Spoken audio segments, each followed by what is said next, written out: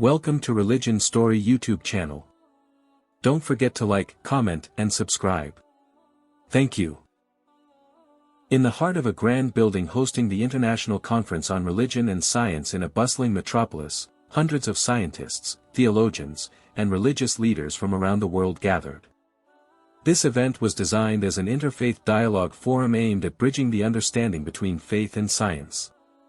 Among the attendees were three renowned Christian professors. Professor Jonathan Meyer, a theology expert from Oxford, known for his works on the Old Testament. Professor Rachel Stein, a physicist from MIT actively exploring the relationship between science and spirituality. Professor Elias Romani, a religious historian from the Sorbonne who authored many books on the history of early Christianity. They were scheduled to participate in an open panel discussion with Imam Dr. Hassan al-Faruqi, a Muslim scholar educated at Al-Azhar and Harvard, known for his rational approach in interpreting the Quran. The session opened with the topic, "Do Holy Scriptures contradict science?" Imam Hassan began by reciting a verse from the Quran. Indeed, in the creation of the heavens and the earth, and the alternation of the night and the day are signs for those of understanding. He then elaborated on how the Quran encourages humanity to think, explore, and reflect. He highlighted verses touching on embryology, the expansion of the universe, and the water cycle, all revealed more than 1,400 years ago. Professor Rachel, initially skeptical, looked astonished when Imam Hassan quoted, "And the heaven we constructed with strength, and indeed, we are expander." How could an illiterate man in the desert articulate the concept of an expanding universe, something only confirmed with the Hubble telescope in the 20th century? She whispered, half to herself. Professor Jonathan then raised the issue of God's unity, referencing the doctrine of the Trinity. Imam Hassan didn't argue, he simply asked gently, "If God is one, why would he need to divide himself? And why does Jesus, in the Bible, pray to God if he himself is God?" The discussion grew intense, yet remained respectful. Imam Hassan went on to explain the concept of Tawheed, the oneness of God, with both rationality and profound spirituality, even referencing gospel passages that aligned with this view. Professor Elias, the historian, was curious. He inquired about the Quran's history. Imam Hassan explained the oral memorization system, the documentation during the Prophet Muhammad's time, and the remarkable fact that there has never been a version of the Quran that differs across the world. After the session, the three professors requested a private meeting with Imam Hassan. That night, they sat for hours, diving deep into discussions on God, revelation, and the meaning of life. Weeks after the conference, surprising news emerged from Oxford, MIT, and the Sorbonne. Professor Jonathan Meyer, Professor Rachel Stein, and Professor Elias Romani publicly embraced Islam. They released a joint statement. "We did not convert by coercion, but by a truth we could no longer deny. In the Quran, we found light, peace, and answers we had never found elsewhere." They adopted Muslim names. Professor Jonathan became Yahya al-Muhtadi. Professor Rachel became Raihana Nur. Professor Elias became Ilyas Din. Their story became an inspiration worldwide, a lesson that truth, when conveyed with wisdom and gentleness, can break through barriers of belief and open the doors of the heart. Several months after their conversion to Islam, the three professors faced mixed reactions.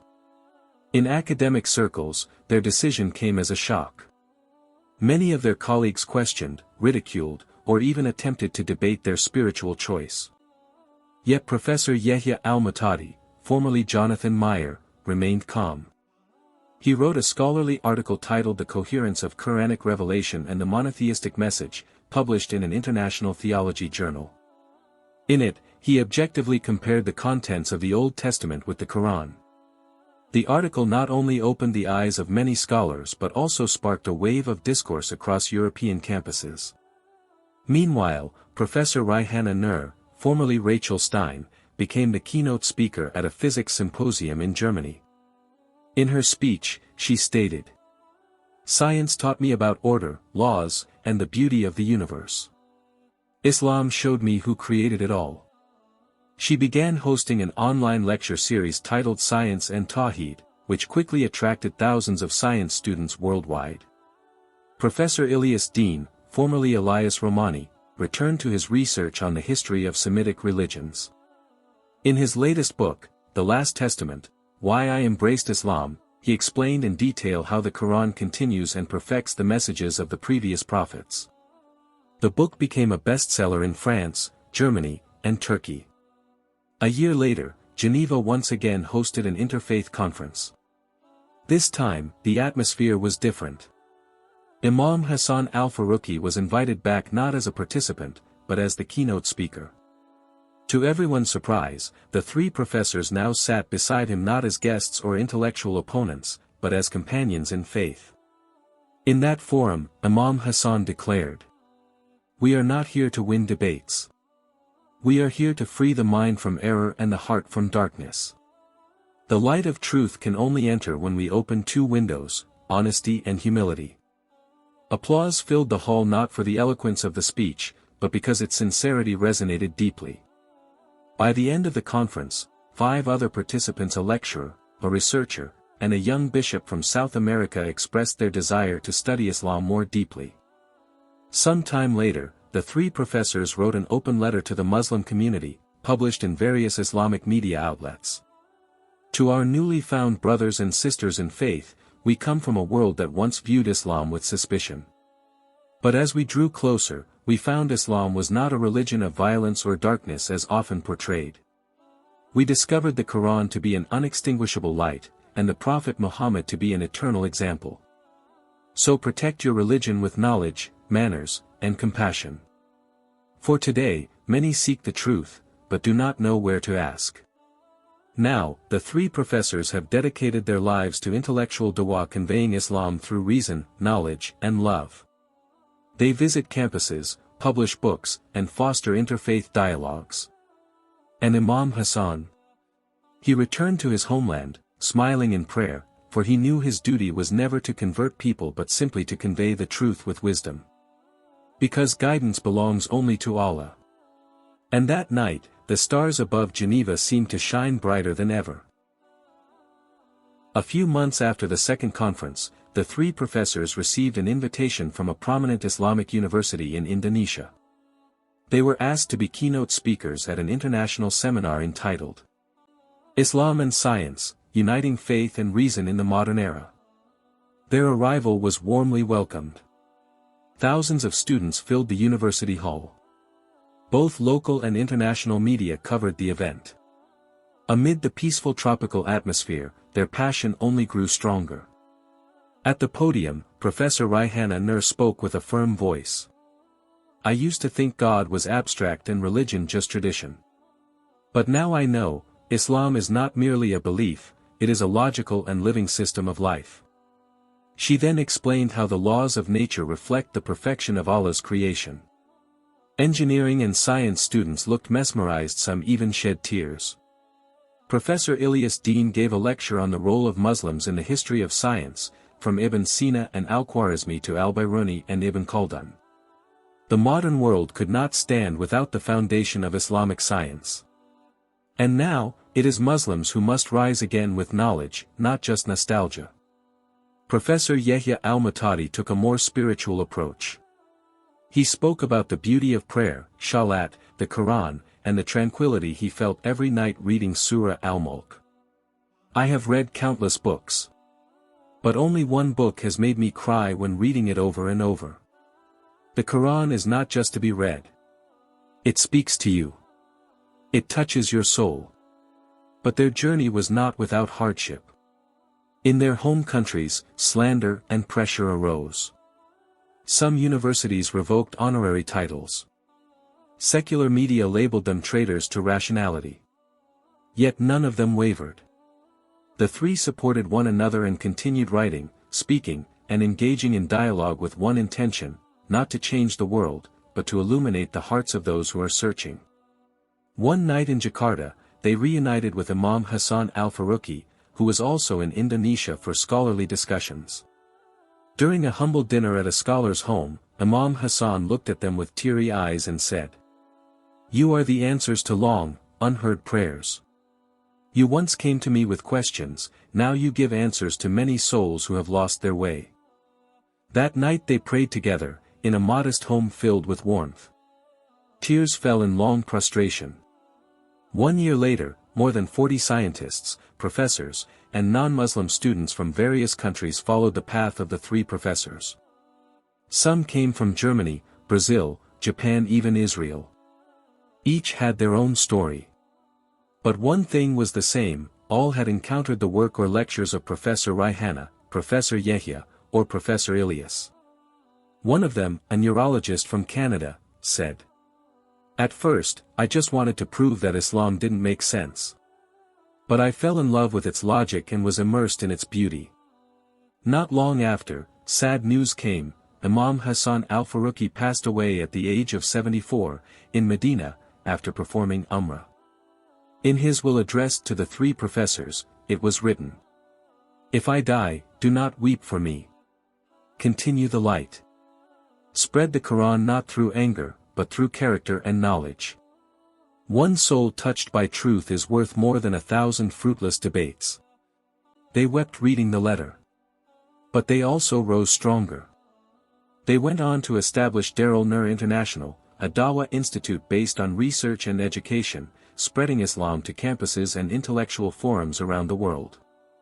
Their story became a living legend. They became not only role models for intellectual converts but also bridges between the Islamic and Western worlds. And although Imam Hassan had passed, the light he lit continued to shine in the hearts of truth seekers, and in a world darkened by prejudice. Because the Quran has, is, and will continue to guide anyone who is willing to think. Indeed, this Quran guides to that which is most upright. 7 years later. In a lecture hall at the International Islamic University of Andalusia, a newly established campus in Granada, Spain, a young European man stands before the class. His name is Lucas Adler, a former atheist and graduate of theoretical physics from Zurich. Now he is a guest lecturer in the program Science, Philosophy, and the Quran. When asked what brought him to Islam, he answered, "I found meaning in an unexpected place, in a lecture by a female scientist named Professor Raihana Nur. She discussed the laws of thermodynamics, then quoted verses from the Quran about the fire of hell and the creation of humans. It felt like two worlds I had always considered opposites suddenly intertwined perfectly." Lucas is one of thousands of people who found guidance through the intellectual legacy of three professors who were once just guests at a conference in Geneva. Now, the three have reached their twilight years. Professor Yehya al-Matadi, now the chief advisor of the European Islamic Council, living on the outskirts of Istanbul. He is known for having memorized the Quran at the age of 65. In one of his study sessions, he said, "I taught theology for decades, but only felt I truly knew God after reading Al-Fatiha with my heart." Professor Raihana Nur, who founded an Islamic science education foundation for converts and orphans in Africa. She continues to write books, not academic journals anymore, but inspirational stories for modern Muslim children. One of her books is titled Allah and the Last Adam. Professor Ilyas Din, living in Fez, Morocco. He teaches Islamic history and is compiling his magnum opus, The Forgotten Civilization, a book highlighting the forgotten contributions of Muslims to world civilization. They remain friends, keep writing letters to each other, and remain steadfast. They have one monthly habit, meeting online, reading the Quran together, and studying one verse both scientifically and spiritually. On YouTube, their lectures have been translated into 40 languages. At elite universities, new courses have appeared titled, Islamic Rationality, the Quran and Cosmology, and Tawhid and Ethics of Modern Science. Even institutions in Japan, Brazil, and Canada invite Muslim scholars and academics to discuss the synergy between faith and reason. A silent revolution is taking place. Not a revolution of the sword, but a revolution of the mind and the heart. A young Muslim student wrote an essay for his final assignment. On the last page, he wrote, "We used to be ashamed to be Muslims in the world of science. But now, we stand tall, because we know, knowledge is not owned by the West. knowledge is part of revelation. And the Quran is the book that teaches us how to read, nature, the heart, and history. And I learned that from 3 professors who found Islam not in a mosque but in a space of dialogue. Because Islam does not only live on the pulpit. It also lives in an honest mind and a seeking soul. On a quiet night, on the balcony of an old house in Fez, Professor Ilyas gazes at the sky with his grandson. "Grandpa," the grandson asked, "what makes you sure Islam is true?" Ilyas smiled, pointing to the sky.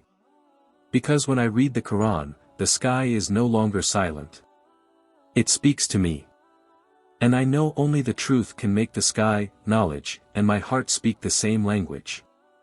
And that night, the moon shone like an eternal witness that the light of truth will never be extinguished. It only needs one open heart, and one soul willing to return.